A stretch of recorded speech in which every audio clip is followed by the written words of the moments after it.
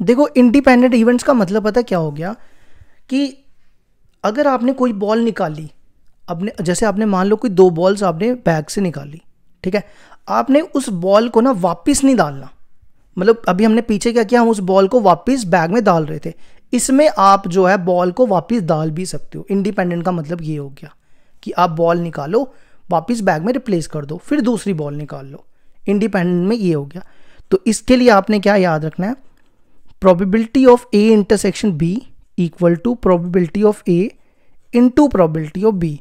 अगर आपके पास ए और बी इंडिपेंडेंट है तो आप probability of A intersection B को क्या लिख सकते हो, probability of A into probability of B. जैसे कोई एग्जांपल लेते हैं, वहां से आपको क्लियर हो जाएगा।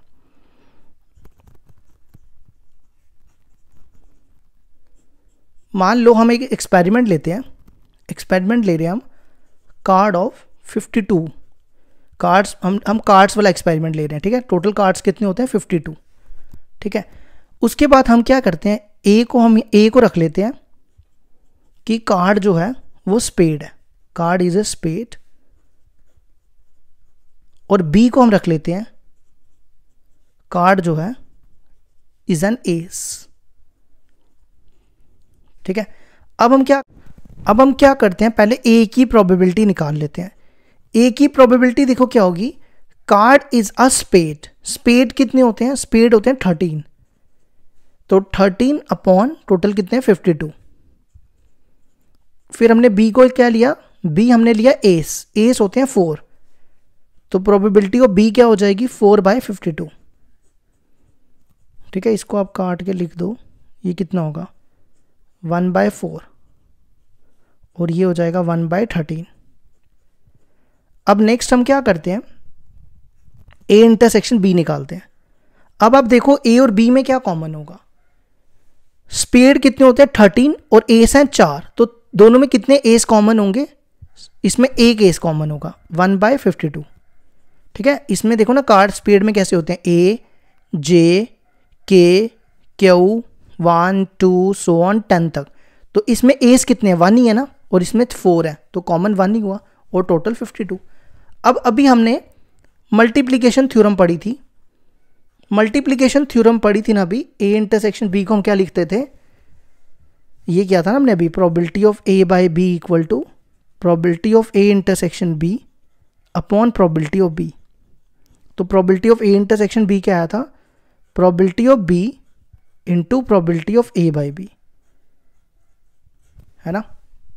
तो प्रोबेबिलिटी ऑफ ए बाय, यहां वैल्यू डालो, ए इंटरसेक्शन बी की वैल्यू 1/52 और बी की प्रोबेबिलिटी कितनी है 1/13, तो ए बाय बी कितना आ जाएगा, ये बनेगा 4, तो ए बाय बी आ जाएगा 1/4, ए बाय बी आ गया 1/4 के बराबर। इसी तरह बी बाय ए भी निकाल लो, बी बाय ए क्या आएगा, probability of A into probability of B by A, A intersection B तो सेम ही रहेगा 1/52, ए की प्रोबेबिलिटी देखो क्या, ए की प्रोबेबिलिटी है 1/4,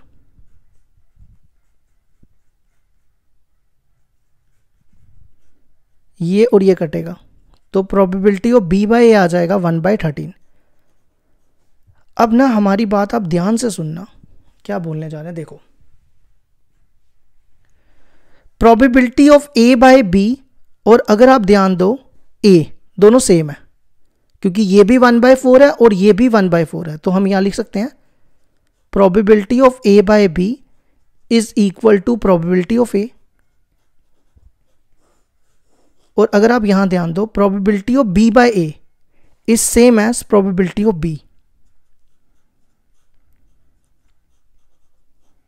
1/ ये आ गया प्रोबेबिलिटी ऑफ बी, ठीक है। अब आप मल्टीप्लिकेशन थ्योरम पे ध्यान दो, इस वाले फॉर्मूले पे आ जाओ, probability of A intersection B equal to probability of B into probability of A by B, probability of A intersection B equal to probability of B की जगह सेम लिखो, ए बाय बी देखो किसके बराबर है, प्रोबेबिलिटी ऑफ ए के। तो यही तो मैंने आपको स्टार्टिंग में बताया था कि अगर आपके पास इंडिपेंडेंट इवेंट्स हैं तो ए इंटरसेक्शन बी को आप लिख सकते हो P A into P B के बराबर। अब ध्यान से देखो, ये देखो स्टार्टिंग में यही तो बताया था कि प्रोबेबिलिटी ऑफ, अगर आपके पास इंडिपेंडेंट इवेंट्स हैं तो आप उसको ऐसे लिख सकते हो, ठीक है। इंडिपेंडेंस का मतलब हो गया कि विदाउट रिप्लेसमेंट ए और बी एक दूसरे पे डिपेंड नहीं होगा। तो जब भी आपके पास इंडिपेंडेंट इवेंट्स दिए होंगे तो आप ये वाला फॉर्मूला यूज करना। तो ये होगी हमारी मल्टीप्लिकेशन थ्योरम भी और इंडिपेंडेंट इवेंट्स भी होंगे। कल हम करेंगे इस पे एक्सरसाइज स्टार्ट।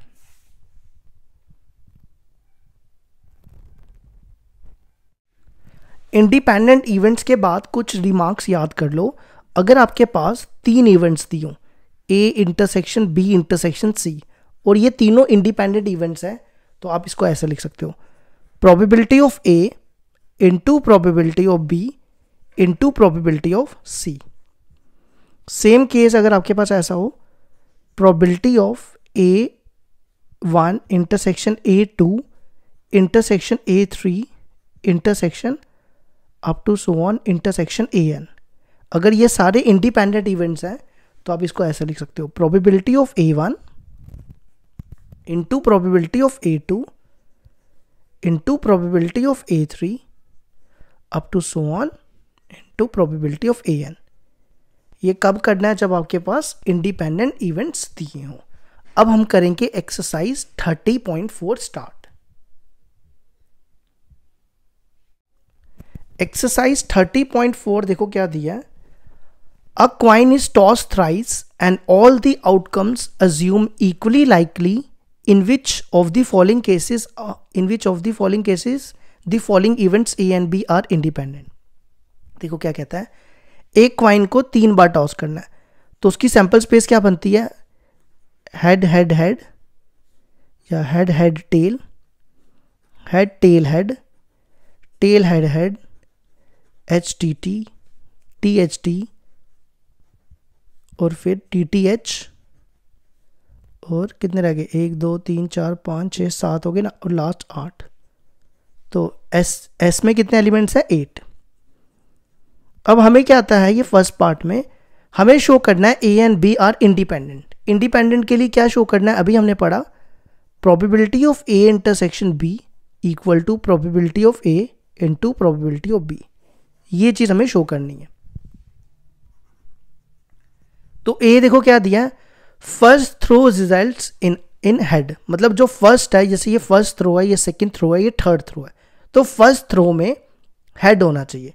फर्स्ट थ्रो में क्या होना चाहिए? हेड होना चाहिए। तो देखो फर्स्ट थ्रो यहाँ पे हेड है एच एच एच, फिर यहाँ भी हेड है एच एच टी, यहाँ भी देखो हेड है एच टी एच, और फर्स्ट थ्रो हेड देखो कहाँ पे है, ये देखो एच टी टी। अब इसी तरह बी देखो क्या दिया, the last throw results in a tail. Last throw कौन सी होगी? ये वाली, ये फर्स्ट सेकंड, ये लास्ट, तो लास्ट में टेल होना चाहिए। तो यहां देखो लास्ट में टेल है एच एच टी, फिर लास्ट में टेल देखो कहां पे है एच टी टी, इसमें भी लास्ट में टेल है टी एच टी और टी टी टी। अब हमें ए इंटरसेक्शन बी भी चाहिए होता है, तो वो भी निकाल लो, ए इंटरसेक्शन बी। इन दोनों में कॉमन देखो क्या है, एच एच तो नहीं है कॉमन, एच एच टी है कॉमन, और कॉमन देखो क्या है एच टी टी, ये दोनों में कॉमन आ गया। अब हम क्या करते हैं, हम सबसे पहले probability of A intersection B find करते हैं। Probability of A intersection B देखो क्या होगा, कितने एलिमेंट्स हैं इसमें? 1 2, और टोटल कितने? 8। ठीक है, अब क्या करते हैं, प्रोबेबिलिटी ऑफ ए और प्रोबेबिलिटी ऑफ बी निकालते हैं। Probability of A into probability of B. A में देखो कितने एलिमेंट्स हैं, ए में कितने एलिमेंट्स हैं? 1 2 3 4, 4, और टोटल कितने हैं? 8। अब बी में देखो कितने एलिमेंट्स हैं? 1 2 3 4, और टोटल 8। ये हमने बी की प्रोबेबिलिटी निकाल ली। ये कटेगा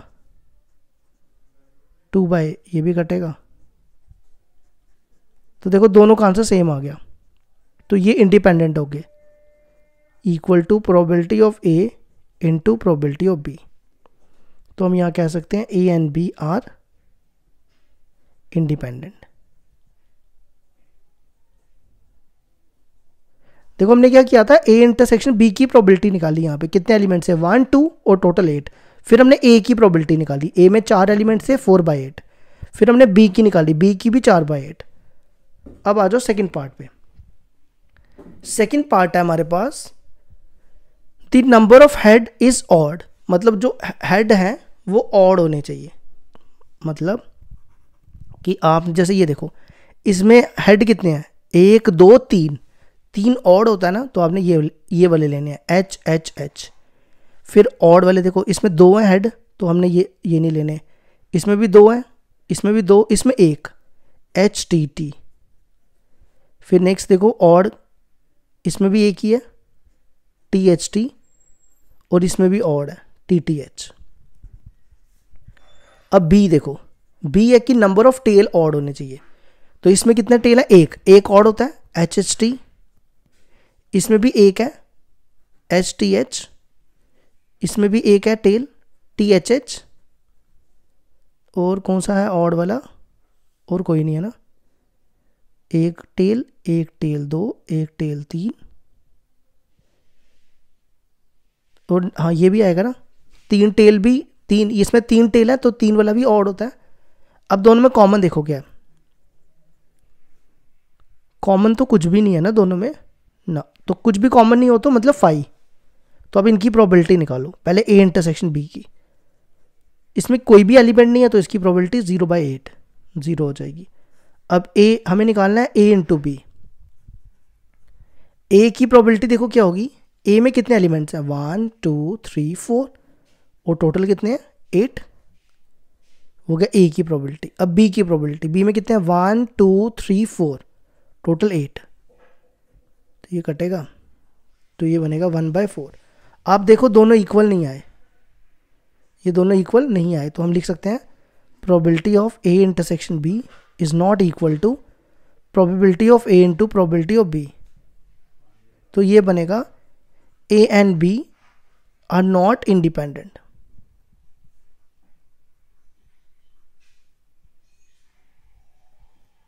अब आ जाओ लास्ट पार्ट पे। लास्ट पार्ट दिया हुआ है, ए दिया हुआ है नंबर ऑफ हेड्स इज 2, मतलब 2 हेड होने चाहिए।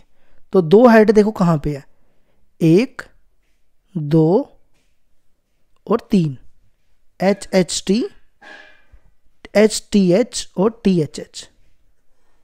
बी देखो क्या है, last throw results in a head, last में हेड होना चाहिए, एच एच एच, और यहां पे एच टी एच, और यहां पे टी एच एच, और लास्ट में यही 3 है ना, और तो नहीं कोई, एच एच लिख दिया, 1 2 3, और ये लास्ट टी टी एच। अब ए और बी में कॉमन देखो क्या, ए और बी में कॉमन एक है एच टी एच और एक है टी एच एच। अब इनकी प्रोबेबिलिटीज निकालो, ए इंटरसेक्शन बी की प्रोबेबिलिटी, कितने एलिमेंट्स हैं 1 2, टोटल 8। अब ए इंटू बी, ए की प्रोबेबिलिटी देखो क्या होगी, ए में कितने एलिमेंट्स हैं 1 2 3, टोटल 8 है, देखो ना टोटल 8 थे ना, 1 2 3 4, बी की प्रोबेबिलिटी 4/8, तो ये बनेगा 3/16। देखो ये भी इक्वल नहीं आए, तो नॉट इंडिपेंडेंट लिख लेना, ठीक है, नॉट इंडिपेंडेंट। तो ये हो गया question number 1 complete.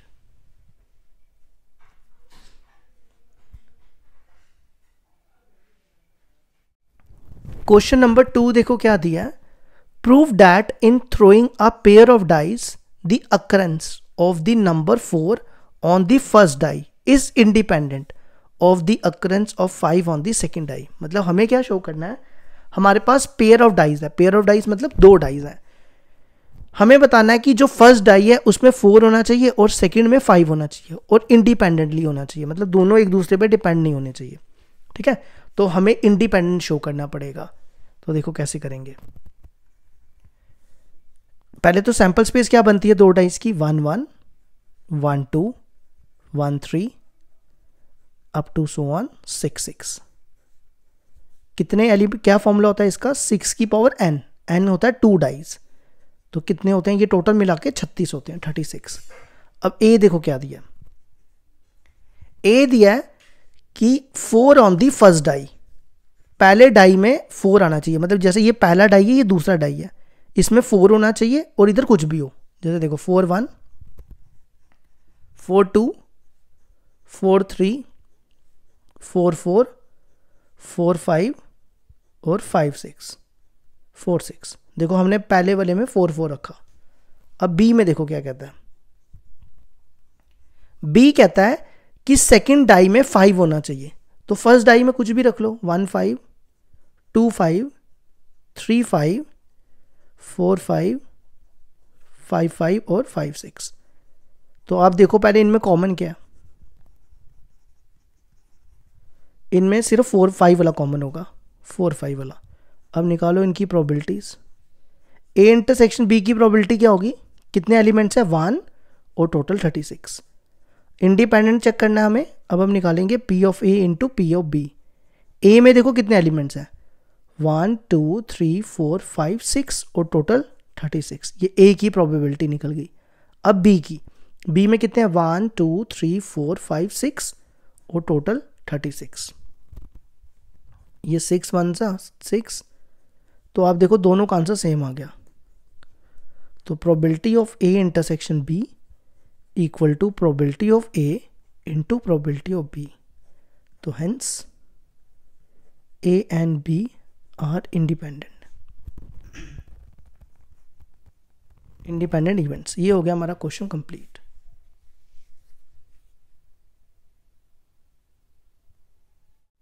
Question number 3 आपका एनसीईआरटी का क्वेश्चन है, ये मैंने आपको करवाया हुआ है, ठीक है। ये क्वेश्चन, ये एक्सरसाइज की वीडियो ऑलरेडी बनाई हुई है, तो यूट्यूब पे ये अपलोड है, आप प्लेलिस्ट में जाके देख सकते हो। एक्सरसाइज 13.2 का क्वेश्चन नंबर 15 है। अब देखो अगला, अ कॉइन इज टॉस 3 टाइम्स। पहले इसकी सैंपल स्पेस बनाते हैं फिर पढ़ते हैं आगे। क्या सैंपल स्पेस होगी, H H H H T. A coin को 3 बार टॉस किया,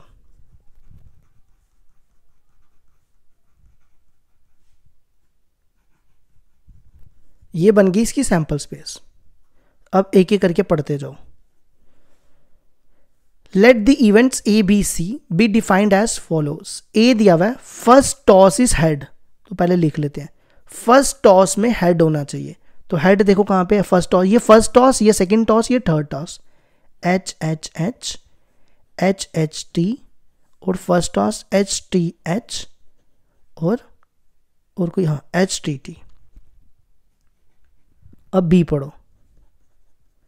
second toss is head, second में हेड होना चाहिए, ये देखो सेकंड में एक एच एच एच फिर एच एच टी, सेकंड में हेड है, सेकंड ये वाला।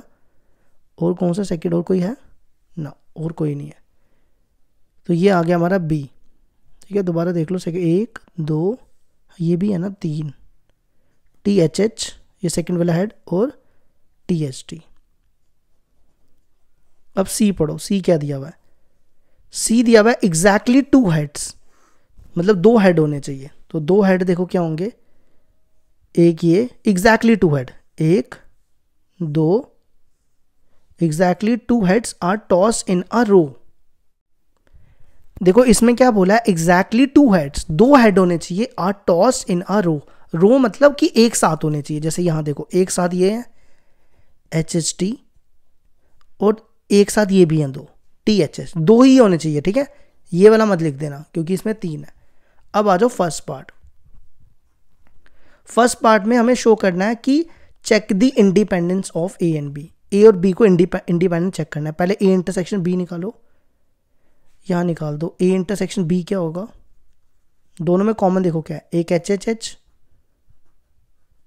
और एच एच टी, बस यही कॉमन है। अब बी इंटरसेक्शन सी भी निकाल लो। बी इंटरसेक्शन सी में देखो क्या होगा, एक एच एच टी और एक टी एच एच। अब पहले ए इंटरसेक्शन बी की प्रोबेबिलिटी निकालो। तो ये इसमें कितने एलिमेंट्स, 1 2 टोटल 8 और फिर ए इंटू बी की प्रोबेबिलिटी। ए में देखो कितने एलिमेंट्स है, 1 2 3 4, 4/8 और बी की प्रोबेबिलिटी, बी में 1 2 3 4, 4/8। इसको सॉल्व कर लो, ये कितना आएगा 16/8, ये भी 1/4 आएगा। तो ये देखो बराबर आ गए, तो ये इंडिपेंडेंट है, तो हम यस लिख देते हैं। ठीक है, अब लिख लेना अच्छे से। अब सेकंड पार्ट में बी और सी को शो करना है, तो पहले बी इंटरसेक्शन सी निकालो। कितने एलिमेंट्स है बी इंटरसेक्शन सी में? 1 2 और टोटल 8, ये भी बन गया 1/4। अब probability of B into probability of C, B में कितने हैं 1 2 3 4 टोटल 8, सी में कितने हैं 1 2, ये भी बनेगा 1/8। देखो दोनों इक्वल नहीं आए, तो ये नॉट इंडिपेंडेंट। अब तीसरा सी इंटरसेक्शन है, पहले सी और ए के बीच में कॉमन निकाल लो। सी और ए के बीच में क्या कॉमन दिख रहा है? सिर्फ HHT है ना, सिर्फ HHT, ये कॉमन आएगा। तो सी इंटरसेक्शन ए की प्रोबेबिलिटी क्या होगी? 1/4, ए की एलिमेंट है। अब सी की इंटू ए की, सी की प्रोबेबिलिटी 1 2 2/4। अब ए की, ए देखो कितना है 1 2 3 4 4/8, तो ये बनेगा 2/8 था ये बनेगा 1/8। देखो फिर से ये इक्वल, एक सेकेंड, 2/8 इंटू 4/8 कितना हो गया ये? और यहाँ पे भी मैंने गलत लिख दिया ना, ये 8 है। देखो दोनों बराबर आ गए हैं, तो ये इंडिपेंडेंट है, तो यस। अब देखो अगला question, question number 5। Question number 5 देखो क्या दिया है, A and B be 2 events, A की प्रोबेबिलिटी दी है, बी की दी है, यूनियन की दी है। हमें बताना है A and B are not independent, independent है या नहीं है, मतलब शो करना है। तो पहले P A into P B निकालो, वो बनेगा पी ए 1/4, पी बी 1/3, 1/12। अब यूनियन से इंटरसेक्शन फाइंड करो, यूनियन का ये फॉर्मूला होता है, ए यूनियन बी की वैल्यू 1/2, ए की 1/4, बी की 1/3, इसको इधर ले जाओ, इसको इधर, तो ये बनेगा 1/4 1/3 माइनस 1/2। एलसीएम लो इसका, कितना एलसीएम आएगा 12, 3 4 और 6, तो ये 1/12। देखो दोनों का आंसर सेम आ गया।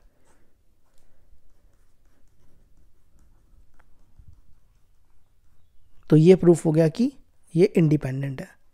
ये हो गया हमारा 5th भी कंप्लीट।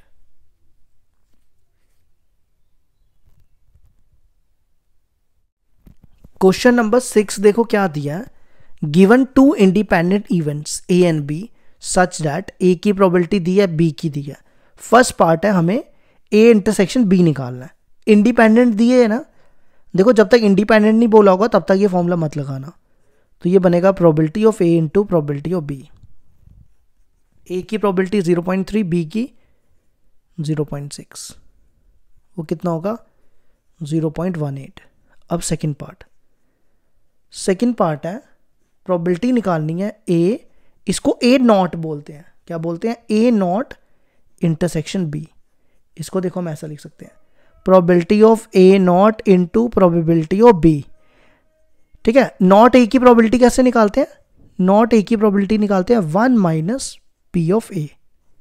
तो यहां भी यही कर दो, 1 minus P of A into P of B. A की वैल्यू यहां डालो 1 माइनस 0.3 इंटू 0.6, ये बनेगा 0.7, 0.7 इंटू 0.6 कितना हो जाएगा? एक सेकेंड, मुझे लग रहा है मैंने क्वेश्चन ठीक उतारा, मैंने गलत क्वेश्चन उतारा ना। हाँ, ये थर्ड पार्ट कर दिया मैंने, ये ठीक कर लेना आप। ये थर्ड पार्ट उतार दिया मैंने, सेकंड पार्ट उतारना चाहिए था। तो ये बनेगा 0.7 इंटू 0.6 0.42, ये आ गया हमारा आंसर। अब इसका सेकंड पार्ट देख लो पहले। सेकंड पार्ट भी ऐसे ही करेंगे, probability of A intersection B not, इसको भी ऐसे लिखो, probability of A into probability of B not. फिर बी नॉट की प्रोबेबिलिटी को, नॉट की प्रोबेबिलिटी क्या होगी? 1 minus P of B. P of A 0.3, P of B 0.6, तो 1 में से 0.6 गए 0.4, 0.3 इंटू 0.4 0.12। अब आ जाओ फोर्थ पार्ट पे। फोर्थ पार्ट है A not intersection B not. Same इसी वे में करना है इसको भी, probability of A not into probability of B not.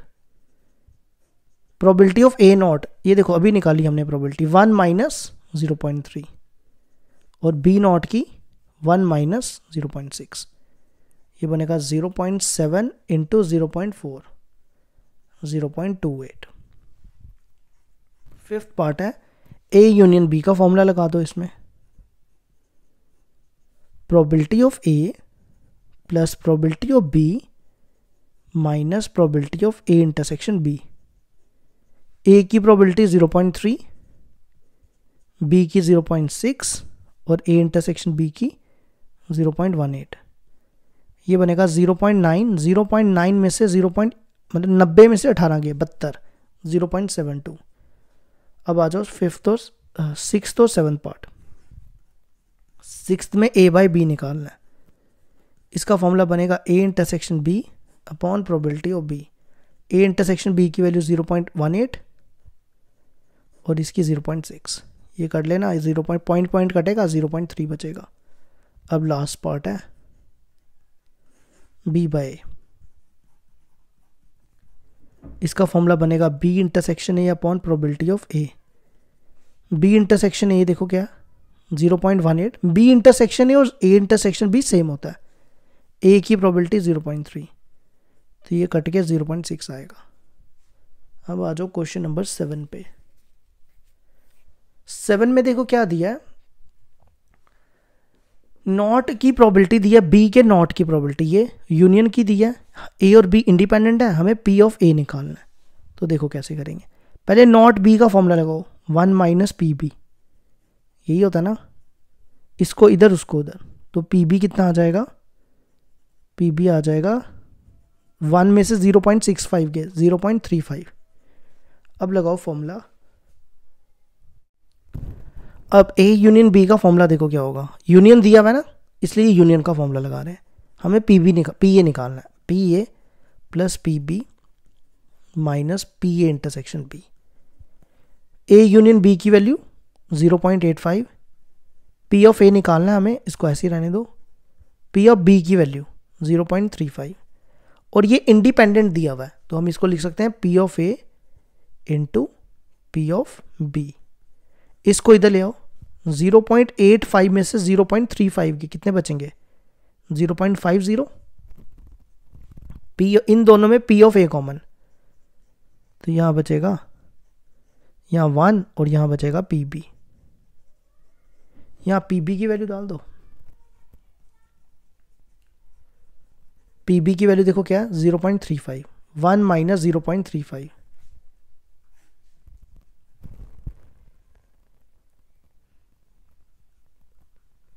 यहाँ बचेगा 0.65, इसको इसके नीचे लाओ, P ऑफ A हो जाएगा 0.50 अपॉन 0.65, सॉल्व कर लेना, ये आएगा 0.77।